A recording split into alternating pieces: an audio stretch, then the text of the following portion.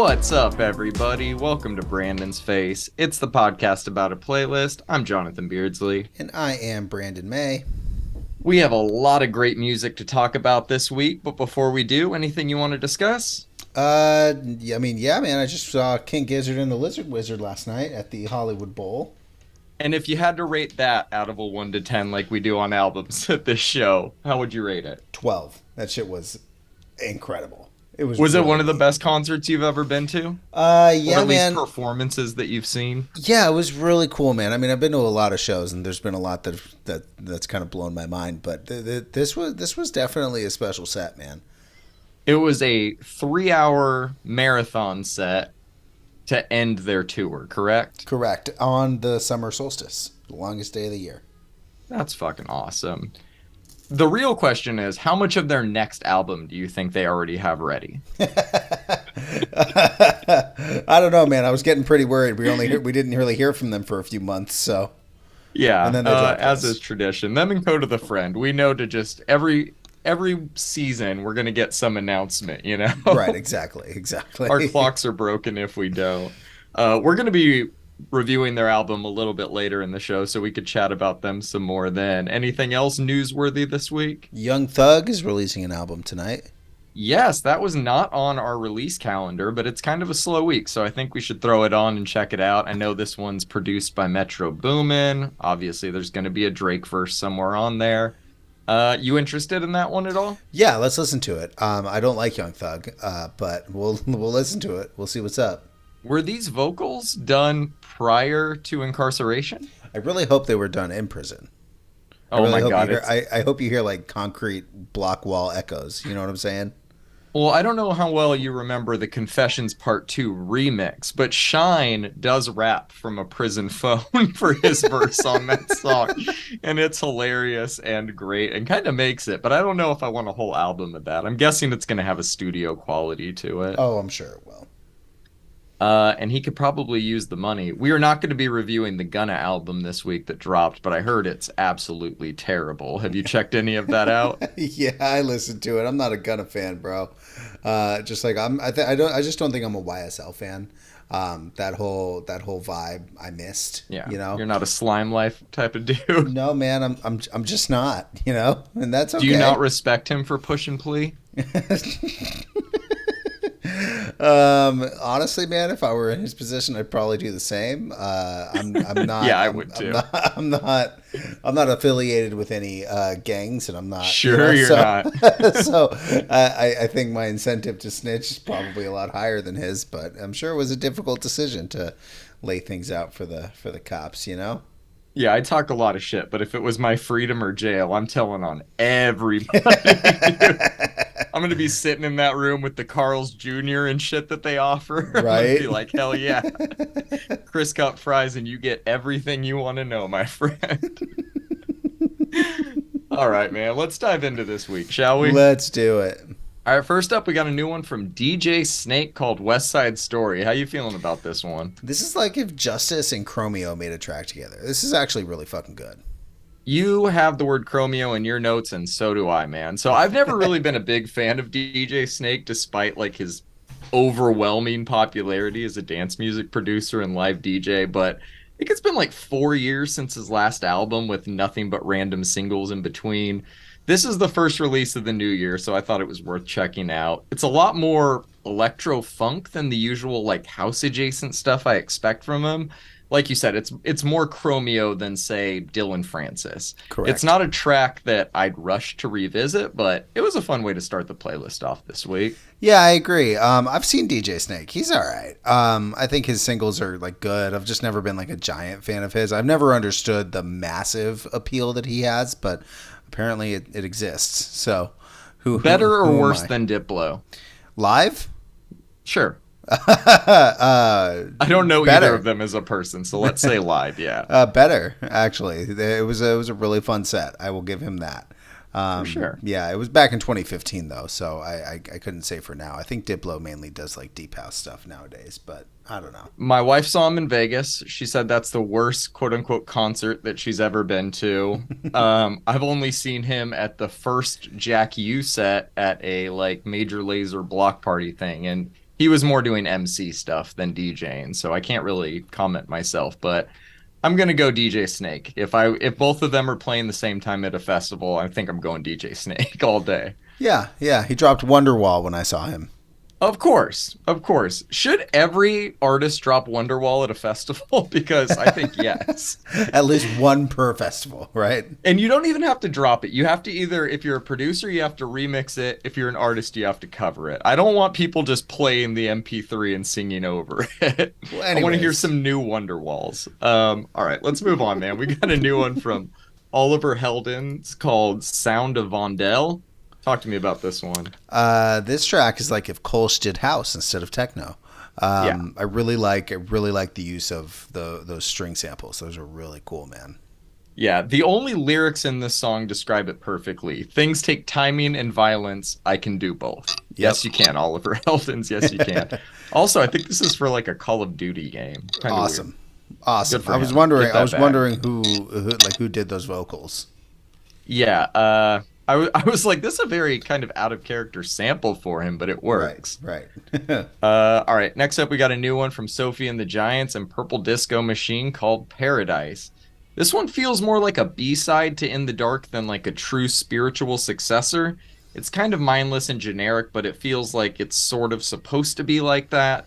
It's the type of song you can imagine like coming on in the middle of a night dancing. Definitely not the first song. Definitely not the last song. Not going to be the highlight of your night, but it'll keep the floor moving if these are the vibes people are looking for. What'd you think about this one? Yeah, you said it perfectly. My words don't matter. You hit the nail on the head there, brother. Thank you. Always love to see them team up, though. Right. All right, we got a new remix from Royksop. This is the LPGOB remix of Feel It. I know you're loving this one, aren't you? This track puts me over the fucking edge every time I hear it. What a massive tune. Yeah, I also edge to this track. This is a really fun trance house remix by Giobi. It's a little more aggressive than anything we heard on her full-length album earlier this year, but I like that she approaches every remix so differently. This one's awesome. Yeah, I really like this one. Got a new one from Peggy Gao called It Goes Like Na Na Na Na Na. I personally never thought of smashing together the DNA of 9 p.m. by ATB with the DNA of It Goes Around the World by A Touch of Class, but that's what separates her from mere humans like us, right? Straight up. What'd you think of this one? Those pitch bends are just fucking... I know, dude. Let's go. Like... Yeah, those... Anytime a DJ would drop 9 p.m. in a set, or just the pitch bend part, it was instant chills, man. Right. And an instant reaction. That and Satisfaction are just crowd pops every time. Oh, yeah, absolutely. All right, man. Talk to me about this new Elohim song, Afraid to Fail. Look, man, this track is kind of massive. And it really kind of plays that tonal difference between like quiet and slow and fast and loud really, really well. Because she just explodes with her signature kind of high pitch. I'm afraid to fail. I really like this track, man. It's a little different for her, but it's more on the side of things that I like from her than things I dislike from her. So I really like it. And the single cover is fucking neat. Yeah, it's a fucking great cover art. You never know what side of her you're gonna get. You know, exactly. You only know it's gonna be good. Yeah, this one will pop off at her live shows though, because sure, you can tell she'll get real into it. She'll be screaming into that mic, you know.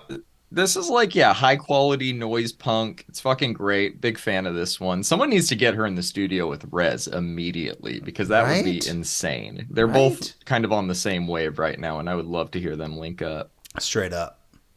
All right, let's move out of the EDM realm and into the R&B realm for a little bit. We got Victoria Monet's new song, On My Mama. I haven't personally loved any of the singles she's dropped since Smoke with Lucky Day earlier this year, but I thought this was a step up from the more dance hall heavy songs she released before this. Still not my favorite style of R&B, but her voice and the horns on this one are great. What were your thoughts on it? My notes are, I love the horns, I love her voice. It all kind of comes together, man. Yeah, this is a great track, dude. I actually really like this one. Still no release date. Her next album is called Jaguar 2, and she did post that it's coming soon, so I imagine we'll be getting that release date soon. Sick. All right, man. New one from Doja Cat called Attention. I went into this one thinking it would suck after her recent Twitter tirade, but I had to run it back a few times after it dropped because I just wanted to focus more on what she was saying. And also because I just liked the song. I didn't think her versus the internet would be a great lyrical focus, but she proved me wrong, man. I have nothing bad to say about this one. I hope she releases more like it. What were your thoughts on it? I think I said it. I think I said when we talked about this. I don't know if we were on the mic or not, but I mean, I think she's gonna kill it with whatever style she goes with. I mean, she's a good musician, bro. Oh, she's great. She's very multifaceted and she can rap. We're gonna have to see what producer she links up with and what style she chooses to approach her next album with. I think it's going to be rap with a very, very, very healthy dose of pop, which is what this is. You know, it's a pop tune. Yeah. I think after what she was saying, people were expecting straight rap, but she starts off this song by singing. Right. So Right. Exactly. it's more familiar than I was expecting, but still good for being as different as it is. Exactly. All right, man. Got a new one from IDK called Win. I wasn't expecting much from this one when I saw it was for an Apple TV soundtrack thing, but IDK rapping over jazz like this is just fucking sick, man. His verse is really good and it's multifaceted and just the instrumental really makes this one too. That bass line, the keys, the drumming. I thought this one was great. What about you? IDK is really just out here listening to John Coltrane and making beats with stand-up basses. I fucking love it. His output this year has been great, in my opinion. This is no exception. I really like this one. Yeah, same. Talking about another one I love, man. We got one from Maxo Cream and BFB to Pac-Man called Fat Black Twins. This song is abrasive, scandalous, and rude, but it's also a lot of fun. It's super charismatic and it goes as hard as fucking possible. I loved it. What about you? Yeah, I loved it too, man. I remember previewing it. I was like, oh, Maxo dropped a new track. And I was like, whoa, all right. We're doing this, huh? This is Texas rap for the summertime, man. They both even got their shirts off. You know it's sweaty in the studio, should, you know? Like... As they should. Dude, yeah, he didn't even have to rap. The second the kick drum started, I was like, oh God, here we go. Here we go. Love Maxo, dude. All right. We got a new one from D Smoke and Sir called Work Hard, Play Hard. I thought this was a match made in heaven. Not only do their voices pair well together, but the overall vibe of their music is perfectly in sync too. We got Sir not only singing, but doing a little bit of rapping as well. And we get some bars in Spanish from D Smoke. It's a good time. Did you like it? Yeah, man. This is funky. It's textured. I love the bass line. This is good shit, man. Yeah, this one was fucking tight. I would love to hear more from either of them. Or both of them. Yes, please. There hasn't been a new Sir album since like 2019, so he's due. Right.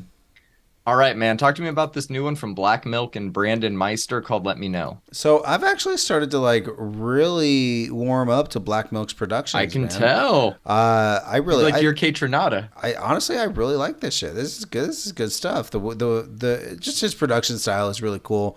Brandon's vocals are whatever, but the production just shines here. It's crisp. It's just done really well. Yeah, dude. I don't know if it's considered hip hop or R&B, but I'm liking whatever it is. It's given me some like Emotional Oranges meets Sean Harris vibes, or like if Lucky Day could rap. It's different, but I liked it. Yeah. All right, man. I know you got some words on this new Kasabian track Algorithm, so hit me with them. I didn't preview it before I threw it on, and this is just too soft, man. I remember the first time I heard Kasabian, and I remember being like, wow, this is fucking great. It's good rock music, you know? And like, this is, I don't know, not it. It's fine. It's not like bad. It's just really poppy and catchy and slow. Yeah. I also was not really feeling this one, and I had to run it back a few times to make sure that I wasn't just feeling it because it's not another Prodigy mashup. But I felt like it feels like an attempt at making like an Oasis song rather than anything they reviewed on their last album. It feels really Brit poppy, and even Blur is beyond that, you know? Yeah. I don't know, man. Maybe Kasabian just isn't for me. I haven't really vibed with any of their newer stuff, at least, but it's what it is. Possible. All right, we got a new interpolation for the song Tony by Interpol. This is the Jesu interpolation. Yep. So far, I've enjoyed both of the newer interpolation mixes more than the album versions, man. The distorted guitars on this one really made it for me. What about you? So Jesu is a fantastic doomy kind of shoegaze project, and the second I saw that he did an interpolation for Interpol, I threw it on because I knew I'd like it. Lo and behold, I do indeed fucking like this. This is really interesting. It's kind of like it's shoegaze doom metal Interpol. What is there not to like there? You said it. All right, man. I know you've been digging Spanish love songs lately. This is their new track, Cleanup Crew. Did you enjoy this one? Yeah, man. I am just absolutely loving the singles for this album. The double entendres, the instrumentals, the vocal delivery. It's all very good. I listened to their last album, Brave Faces, everyone, and I fucking loved it. These singles that they've released are a little different, but I've been really liking their music, man. I think it's my speed. What do you think? You liking these? Yeah, man. This one is just some like good old-fashioned alternative punk done really well. It's got some vibes, it's got some riffs, got some grooves. I liked it. Yeah, man, I really enjoyed this one. Next up, we got a new one from Movements called Tightrope. This isn't the first time they've leaned into the pop rock side of things, but it might be the most they've ever leaned into it. Right. I don't prefer it quite as much as their slightly heavier stuff, but I thought it was a good track. What about you? Yeah, it's kind of like a personal taste thing. It's a little down tempo for a Movements track. Yeah. Over the last couple of years, they've really slowed down and kind of cleaned up their sound. But I'm not sure if I like this one as much as the other singles. It's a good song. I can't say that it's bad because it is good. It's just not what I wanted. Well, it's not what I want out of Movements. You know? Yeah, it doesn't have the same punch that like Lead Pipe or Fail You had, but Exactly. I'm guessing the album is going to be a little more balanced and nuanced. It's not going to all be one note. So I'm excited to hear how it comes out as a whole. Right. Got a new one from Kenny Hoopla and Travis Barker called Sabotage. Talk to me about this one. You know, for me, man, at least for me, Kenny has not been able to recapture that magic from that survival skill gave me. Travis drums his heart out on this one though, and I do like that. And the song's good. It's just it's not that mixtape was just hit me in all of the right ways, and this is fine, but it seems, I don't know, like a generic Travis Scott feature. We're locked on the same mindset this week, man. This one, it just sounds like they're running out of steam, you know? They can make perfectly fine punk music like this, but it's nothing great. Right. All right, man. Talk to me about this new Hail the Sun track, Under the Floor. I'm gonna move the mic over to your mouth, man. You talk to me about this one. I want to know what your thoughts are first. I thought it was good. I think this is the second song of theirs we've reviewed. It's like a slightly more post-hardcore version of Coheed or a slightly less post-hardcore version of Pierce the Veil. I like it, whatever it is. It's an interesting vocal range, and I'm digging the music, too. What about you? I'm actually surprised I didn't hear about this band until, like, last year. I really do like this track. I'm actually getting mad Seosin vibes from it. Oh, okay. I could see that with the vocals, for sure. Yeah. They put out an album in 2014 that is just apparently highly rated in the post-hardcore community. So I really like this song. I really like this guy, the vocalist sound. I really like the whole band sound. Like you said, it's like a slightly more post-hardcore version of Coheed, and you really can't go wrong with a sentence like that. No, you really can't. Yeah, I dug it, man. I'll have to check that album out. I haven't dug into their past discography. I think you'll dig it. It is very good. I'll check it out. All right, we got 2 new songs from Knocked Loose this week, Deep in the Willow and Everything is Quiet Now. I know purists and nerds consider them to be for normies, but I like it. Both of these tracks are fucking great. I've had them on repeat since they dropped. Everything is Quiet Now being my favorite of the two, just for that pretty much 2-minute long breakdown that descends into nothing. I loved it, man. What about you? Knocked Loose gets hated on because they are like Green Day back when they got 86 from that club they were playing in because they sold out or whatever. I don't know, man. Hmm. This band gets clowned on pretty often. I really couldn't tell you why, except for that. I mean, the dude sounds like Mickey Mouse yelling, but once you get past that, the music is really good, man. They've got these like low gutturals every once in a while, and they really hit. The Yeah. breakdowns are obviously great. Knocked Loose is sick, dude. So people just hate them because they got booked on Coachella and Bonnaroo and they're being successful. I mean, it happens in punk communities, man. As soon as you get popular, I mean, and it's all punk communities, right? So, like, if there's a band like Origami Angel that isn't very well known, Sure. and then all of a sudden they are, and then they change their sound, it's like, oh my gosh, you know. But Knocked Loose never changed it. Never changed, in my opinion. They still make hardcore music that Yeah. borders on metalcore. Like I asked some I asked some friends, I was like, "Oh, did you hear the new Knocked Loose?" And they were like, "No," but they were excited too. They're like, "Let me guess, it has some breakdowns in it." I was like, "Yep, it still has plenty of breakdowns in it." How'd you know? Yeah, seriously. All right, man, we got a new one from Horrendous called Cult of Shadow.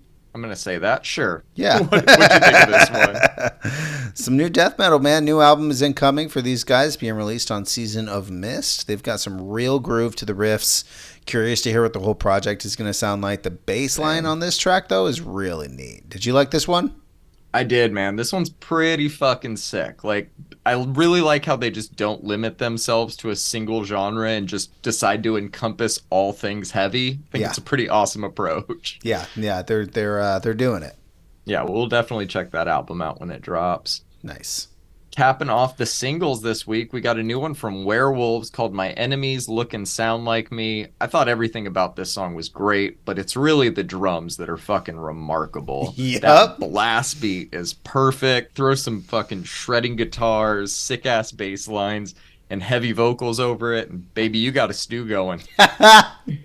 I loved it, man. What about you? Oh man, I couldn't have said it better myself, Carl Weathers.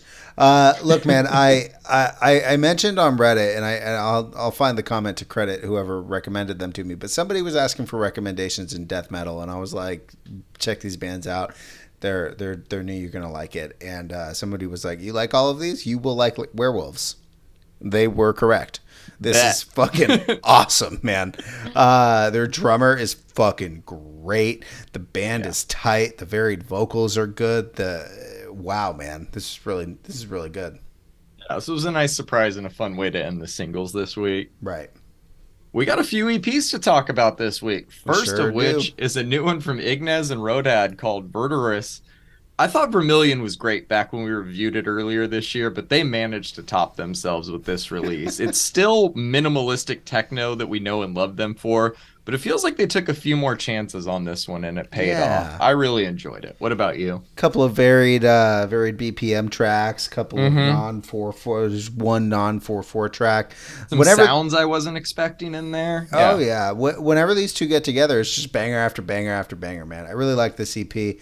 I'll throw it in the show notes, but I don't know if I sent it to you even. But Roadhead did a set on Art Day Concert, which I believe is a Berlin-based like live stream concert series. Fuck yeah, man! It is fucking great. He has That an sounds like a hour, great time. and there's two DJs before him, and honestly, the whole 3 hour set is just fucking epic. It is a very very good set. I'm jealous of everybody that lives in proximity to these Berlin clubs and shit, man. Honestly, bro, they do it in a warehouse. It looks kind of dingy, except for like the dance floor that they set up and some of the lights around it. It's like it's peak Berlin, bro. We got fucking people paying $250,000 to be in a tube under the ocean. I will happily pay a few bucks to get it through a door charge of a warehouse show in Berlin. Right? All right. Let's talk about this new Millington EP, Welcome Home, because I've been fucking listening to it nonstop all week. Oh, you too? Dude, I've been playing their last EP at least once a week since discovering them, and I imagine this one's going to be the same just as often. It's so much fun to listen to. It's so catchy. They're also on the top of the list of bands that I really want to see live. I need to hear this brass emo in person. I'm digging everything about this one. Not a miss on it. Not a Love it. miss. What about you? No misses. It's fucking awesome. I've listened to this like, I don't know, 10, 15 times. Yep. I'm sure I'll be listening to it more this year. Major, Hit the Lights, Less Than Jake, Newfound Glory. If all three of those bands met and fucked, it would be Millington. So, Dude, yeah, they fucking killed it. Love it. yep. All right, let's talk about this last EP this week, which is a new one from Electric Rescue called Between Night and Future. How you feeling about this one? So I hadn't been following Electric Rescue for very long, but this production style is fucking awesome. I was like I saw the release pop up and I was like, well, we'll check it out, and I previewed it and I was like, oh yeah, this is fucking tight. We've got some old school 90s trance synths, some buzz saws, disorienting use of like the stereo. This EP is fucking awesome, bro. Like I really didn't think that I was gonna like a techno EP better than Roadhat and Ignaz this week, but I think this might have beat it for. I think this is more my like more it, bro. What did you think? I mean, you had me at buzzsaws, you know. I'm telling you, man. I really enjoyed this. It's still minimalistic and punishing, but it's progressive enough to keep me entertained throughout, and just incredibly well made, sequenced, put together, the whole package, man. I dug it. Same. All right, we got a handful of albums to talk about this week, starting with a new one from Queens of the Stone Age called In Times New Roman. Did this one live up to your expectations? The time is here. Queens of the Stone Age have released a new record, John. Everyone that's been a fan of theirs has been waiting for a new record from them for a very long time. What's the, like 7 years, maybe? Longer than that? Around there, yeah, 6, 7. This feels like a Queens of the Stone Age album. It listens like Definitely. a 70s rock album, and it looks like a biker metal album from the cover. Josh sounds fucking great throughout. We got 3 singles for this one, and they all fit really perfectly into the album. Like every other Queens of the Stone Age album, the deep cuts also really hit. Negative Space is a fucking earworm of a riff. It gets stuck in my head like all day. I'll just be like humming that riff. Made to Parade has this kind of like crooning vocal delivery from Hami. What the People Say has this fucking incredible riff, dude. The guitar tone we've all come to love, know and love from them is there in spades. They don't shy away from giving everyone what they wanted. This is a Queens of the Stone Age album. Definitely. Good, riffy, catchy, and at times even like pretty rock music. These tracks are going to fit perfectly into their live set, and I have no doubt they'll have success with this one. I'm gonna give it a 7. It's good. It is nothing revolutionary, but I'll listen to it again. What the People Say is, I think, my favorite of the bunch here. What did you think about this one? We're on the same wavelength, man. I thought this one was as expected. I didn't really love the lead single, but I figured they'd drop another album full of bluesy garage rock, and that's exactly what we got here. Yep. There's not a bad song on it. There's nothing that really like blew me away either. It's more of the same, but in a really good way, like you were saying.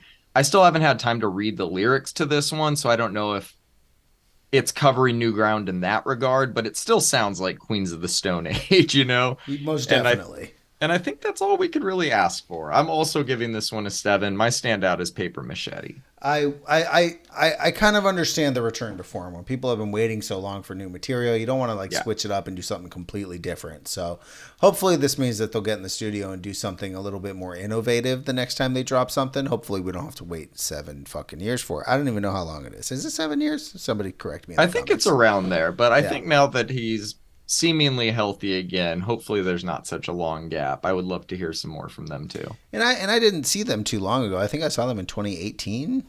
They were really good. Oh, they've been active. I feel like they've even had some controversy since then. But yes, they have. Yeah, but they're still going strong, man, and they still sound great. Yep, same. I agree. All right, we got a new album from Kiana Ledé called Grudges that has finally arrived. There's a lot I like about this album, and not a lot of it that I don't. I feel like she really locked in on a specific sound and carried that vibe throughout. The singles did a good job of laying the foundation of what we got here, but some of my favorite moments on the album exist in the album cuts. I feel like the standouts are obvious. Jealous featuring Ella May, Where You Are featuring Khalid are both instant additions to her essentials. And tracks like Promise Me, Let Me Know, and Deserve should all grow on anyone that takes time to give this album a chance. My only real knock on it is a common complaint that I have with all of these long-winded R&B albums, which is she could have trimmed a few songs or saved a few of them for the inevitable deluxe edition, and that has nothing to do with not having the attention span for a 50-minute R&B album. That's fine with me. But having 18 tracks that all sound pretty similar makes it harder for people to find and keep the emphasis on the ones that are going to push her career forward. But that's easy for me to say as a critic and not as the creator. So in the end, I think the good far outweighs the bad. And what criticisms I have about this are minor at best. I'm giving this one a 7.5. My standout is Jealous, which is still one of the best R&B songs this year. How are you feeling about this one? Nice. I think you kind of hit the nail on the head with long-winded 18-track records there, man. I really like this record. Kiana does have a fantastic delivery on all of these tracks. She really does. The production is top-notch. It's clearly done with intention. The backup vocals are pristine. The features are all really great, especially on Jealous with LMA. This is a long R&B album for me, but it wasn't a trudge. Like, it did keep me interested, engaged, and quite honestly, really entertained. Do people really cheat this much? Literally, my only issue with this record is that I just can't relate to a ton of the lyrical content. And you know how important that is for me. Look, man, I know people can be luscious for drama, and I'm sure that a large percentage of the population is, but I just can't relate. I'm happy that I can't. Other than that, though, I'm really digging the album. It's done really well, and her voice, features, album structure, catchy choruses, hooky leads, and bridges all culminate into something that's probably going to be big for her. I agree it could have been trimmed a little bit. I'm going to give it a 6.5. Where You Go was my standout with Khalid. Fair, man. And to answer what you were saying, I think R&B artists use cheating like metal bands use murder. It's mostly fictitious, but it makes for good songwriting. All right, man. It's time to talk about the new King Gizzard and the Lizard Wizard album, Petrodragonic Apocalypse, or Dawn of Eternal Night, and Annihilation of Planet Earth, and the beginning of merciless damnation. All right, man. Since you saw them at the Hollywood Bowl last night, I feel like you should go first on this one. So, this album fucks. That's my review. Yep. I'm just kidding. It's heavy, man. It's heavy, man. It's got lore. It's got dragons. It's got, and the songs that I heard at the show last night just absolutely fucking rip live. They did a like Gaia intro into Gila Monster, and then a Gaia outro, and then right into Supercell. It was fucking amazing, man. Look, man, this band is not for everybody, but I feel like this album may just be for anybody who likes metal music. The drumming is top fucking notch on this record. Drums make the metal. I'm unsure. Have you heard about my distaste for Lars Ulrich? They really More channel, than a few times. They really channel their inner Megadeth here, but they balance it out with a healthy dose of Mastodon level prog shit. Motor Spirit hits you right in the fucking face. Supercell is thrashy. It's anthemic. It builds. Converge even has like some death metal in there, man. These riffs are fucking awesome. Witchcraft like almost feels soft on this record, sandwiched between Converged and Gila Monster. But man, they had the entire Hollywood Bowl throwing up the horns and screaming, Gila! Hila. I saw the horns go up at the end of one of your videos, and it was like perfectly silhouetted. Oh yeah, man. Man, it was cool. Dragon brings the heavy again. Those tremolo picking riffs are fucking awesome. Flamethrower though is my standout. They really bring the whole album together with this track. Palm muted riffing, double kick drum grooves, 9-minute runtime, that instrumental fucking jam break, the didgeridoo vocoder all end up in a reason to just start the whole thing over again, man. Yep. Insanely good record from a prolific band. I hope they never quit. I had a transcendent experience last night. It was fucking awesome. They're really doing it, man. I'm going to give this one a 9 out of 10. Standout, like I said, Flamethrower. What did you think about this one? You're such an outro guy, and I'm such an intro guy. I fucking loved this. What do you like? What's not to love? Jesus. Like, dude, the title, the artwork, and most importantly, the music all deliver exactly what we were wanting. From Motor Spirit to Flamethrower, this album is incredible. It sounds like Metallica if they didn't suck, or Tool if they didn't suck. But I don't need to even tear down other bands to talk about how great this album is. I just like to. This album is great on its own terms, but also by every measurable metric known to man. Also, it's the first album of theirs that I've played out loud around my wife, and about 5 seconds into Motor Spirit, she said, I like how they play music. And I Yep. really don't think that I can come up with a more accurate or concise review than that. So I'll leave it there. I'm giving this one a 9. My standout is Motor Spirit, but they're all fucking Oh yeah, bangers. they're all bangers, man. I listened to this album. I honestly, man, I had Millington and this album on repeat like all fucking week, dude. Same. Only time will tell if this tops like Infest the Rat's Nets and all those, but I think it might be their best. It's fucking rad. Yeah, I mean, of the two, this one is better than Infest the Rat's Nest because they really didn't know what they were doing on that record. That was the first time they'd ever Part really of its tried charm. metal. It is. There is no Planet B. You know, like it's a great album. Don't get me wrong. This one tops it because they really got comfortable with it, and I think they had Yeah. more confidence in it, knowing that their fan base really fucking wanted some more heavy shit. I And agree. and honestly, I think Stu is in an interview saying it's just really fun to play, man.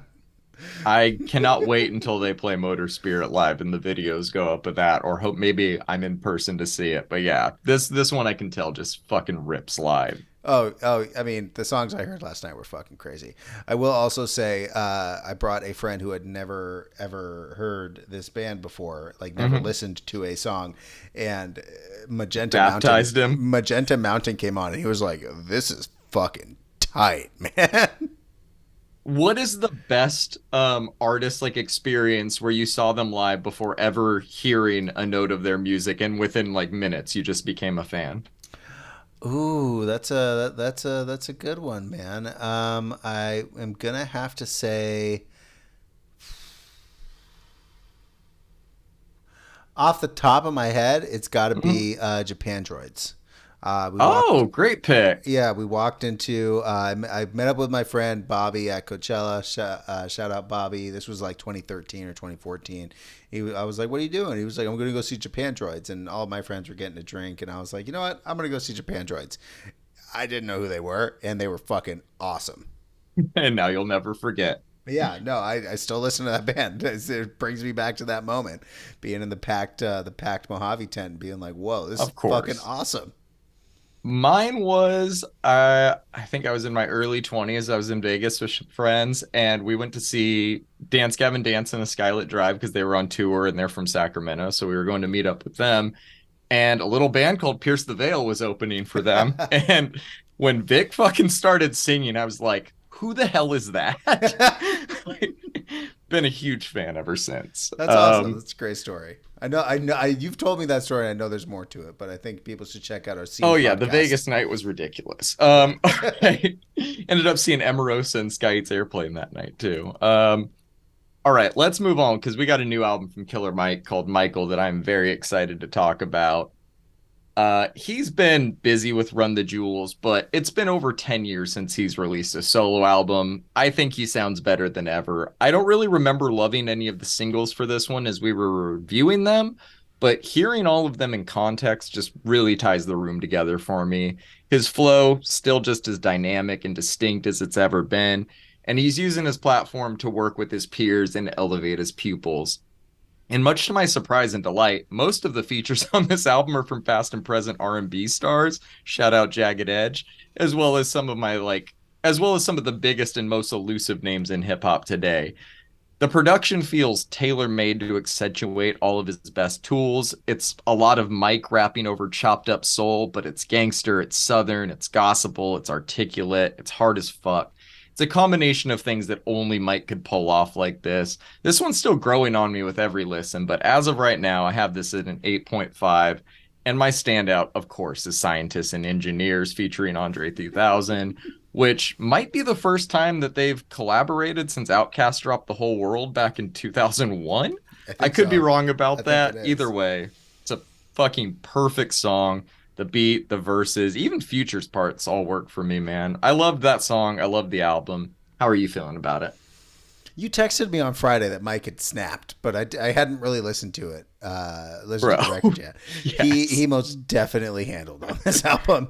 He goes Yes, deep he and does. personal. He gets gangster. He gets melodic. I kind of like that it's not an RTJ album, and I'm glad Same. that RTJ kind of pushed his solo work into a higher limelight because honestly, a lot of people now know of Killer Mike, and they didn't, and probably a lot who didn't. Yep. Look, man, this album has a lot of features, but he isn't drowned out even a little bit with all of them. There's some albums that like rely on features in order to like make their album better, but he didn't have to, because he makes the features on his album better. You know what I'm saying? Yep. Exactly. Down by Law starts the record off with a fucking bang. You know I don't like Young Thug, but his features actually don't take away from Run. And Rich featuring Aaron and Black is fucking great. The production on this you one wanted to is say a Six winner. Lack. I know it. People talked a lot of shit about talking that shit, but I kind of like it, man. I know it's politically incorrect, but I love the 3-6 Mafia references. I love the way he switches his flow. It's just the vibe of the song is just fucking great. Yep. That is, of course, ignoring the obvious faux pas that exist in it. But, man, a Jagged Edge feature in 2023 is fucking great. And I think we can all agree that Andre 3000 needs to release something. Come on, 3 Stacks. You've got to be one of the better rappers in the game right now. And that hasn't really changed since the fucking 90s. I still listen to ATLians on an annual basis at least once. Yep. Overall, I think this album fucking hits. It's entertaining. It is very much Killer Mike. It's vulnerable at times. It's dismissive. It's technical and engaging at other times. Big fan of this one. I'm giving it an 8. And the obvious standout is Scientists and Engineers. There's no other standout here, even though they're all fucking great. I agree. And I imagine you've missed the Andre 3000 news the past few days. No, what happened? So, oh my God. So Killer Mike was on Sway doing an interview, and he was obviously being asked about getting Andre 3000 on this album. And he said, like, Andre had played him some new music of his, and then Sway asked, does he have an album coming? And Mike was like, oh yeah. He's like, we're flying out to listen to it in a couple of weeks. What? So hold on. So Mike says that the interview ends yesterday. Every fucking rap outlet, most music outlets are all posting about this new Andre 3000 album, which would be his solo debut. Right. And then Mike had to come out today and he was like, oh man, I was high off my ass. I was just joking. So I don't know. I obviously don't think we're getting an Andre 3000 album. We're lucky to get this, but that is just classic Killer Mike. Why is that so fucking funny, man? That's hilarious. People will believe anything, man. Oh man, you got pranked, world. We did. You're lucky you missed it. You only had your hopes up for like 30 seconds. Mine were up for a whole day before I got them crushed today. It's okay, bro. Just go listen to ATLians. You'll be good. I'm absolutely going to. You'll get that fix. It always scratches that itch for me. Every time I'm like, oh yeah. I got to listen to 2 Dope Boys in a Cadillac right now. You know? The Braves, because they're in Atlanta, they just did a bobblehead night, and it is a bobblehead of Outkast in a Cadillac. It's fucking awesome. Great. I need it. That's sick.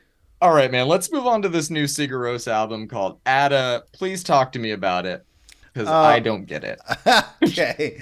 This album is going to have to sit with me for a long time before I can give it a score. And quite honestly, I'm unsure if I can really review it, but I'm going to try. Words are kind of silly when describing something like this.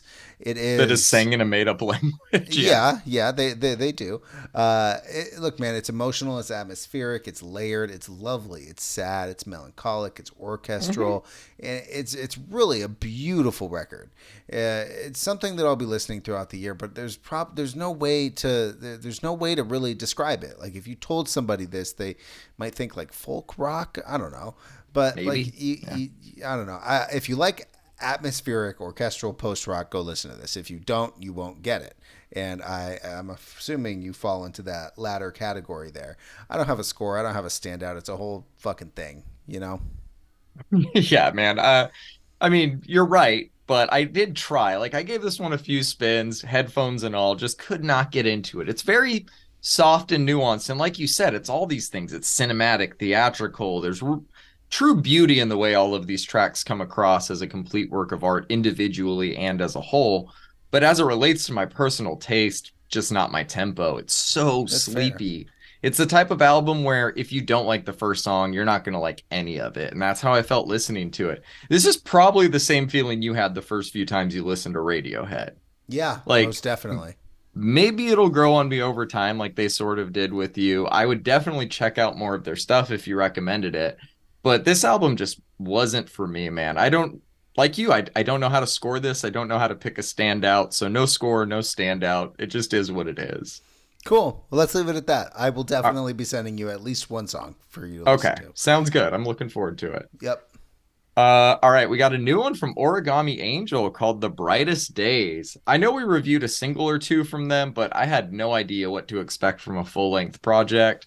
By the end, I was surprised at how much I enjoyed it. They do a lot of things and they do them all very well. It's pop punk, it's emo, but it has influence from every corner of the musical spectrum that they exist in. We get some indie, some surf rock, breakdowns, whole bunch of other stuff that I wasn't really expecting, but was consistently impressed with. Breath control isn't really something we praise very often outside of hip hop, but some of the verses their vocalist does has me out of breath even trying to sing along. I'm giving this one a 7, and my standout is my PG County Summer because of that goddamn Hello Goodbye synth. I just love it so much. What were your thoughts on this record? All right, man. Well, this one's going to be divisive in the emo community. This is a little bit of a departure Ooh, of hit the me. sound. Well, it's mainly just going to be divisive for nerds who try to gatekeep emo. But Fucking nerds. I really like it, man. It's just not a traditional mathy emo record, but this record is very high energy. It's heavy at times, and it's poppy enough to hit the alternative charts. I think I could see this being played on Alt Nation. Yeah, same. Lots of pop punk riffage, like on Kobayashi, even though they kind of have like a cake delivery on a lot of these tracks. Yeah, I can see that. Yeah. Lyrically, this album is spectacular. It hits all the sad shit. It hits the hate my hometown trope. It hits all the marks of a summer pop punk record. That's what this is. It's emo pop punk delivered in a way that makes it really poppy. But when you dig in, you find that everything that Origami Angel is known for. I'm gonna give this one a 6.5. My standout was actually few and far between. I dug that one too. A standout was tough to pick on this one, but Yeah. the synth just guided me. Yep. All right, man. Let's cap this week off with this Creeping Death album, Boundless Domain. I've been dying to hear your thoughts on this one all week. Alrighty, well, Creeping Death's new album, Boundless Domain, is a sweeping ode to the creators of death metal, in my opinion. It's classic death metal a la Morbid Angel and Cryptopsy. It kind of scratches all the itches I have when I want to listen to old school death metal without actually For listening sure. to the early 90s stuff. Look, man, the Corpse Grinder feature is, of course, fantastic. Remnants of the Old gets like real doomy until it isn't. There's even like some punk influence drumming on this record. It's really got a lot in it, and I did enjoy it. Couple of things I didn't like about it. I think the bass could have been more prevalent in the mix. Sure. I think bass-led death metal really just hits me right, and I think there could have been a little bit more variation on the vocals. But those are really the only couple of things I didn't like about this album. I'm gonna give this one a 6.5. Standout was Remnants of the Gods. What'd you like about this one? I fucking dug all of it, man. There's Awesome. really not much I have to say about it other than it fucking rips. But fun story. So when I was in middle school, I bought a backyard wrestling VHS tape, and there was a guy on it who wrestled, and I use that term loosely, under the name Creeping Death. And I only remembered that Oh, while really? listening to this because there was a clip of him jumping off a ladder onto some guy on a table below, and right before he jumps, he screams, "Creeping Death!" And I just, every time I hit fucking play on this album, I could not stop laughing because I had that image in my head. And it really is a good visual representation of what you're hearing here. That's really funny. Yeah, I never really thought a band would remind me of that story, but here we are. Anyways, man, I'm giving this one a 7. My standout is Vitrified Earth. I dug this one. Nice. I'm glad you did, man. All right. So that does it for our albums this week. Join us next week when we'll be breaking down new albums from Last Leans, Portugal the Man, Young Thug, and much, much more. If you liked the show, don't forget to like, follow, and subscribe. You can find us on Instagram and Reddit. Just search Brandon's Face Pod. And make sure that you follow along with the playlist this podcast is based on. You can find the link to that in the show notes. It's updated weekly, sorted by genre. Thanks for tuning in. We'll see y'all next week. Peace. Peace.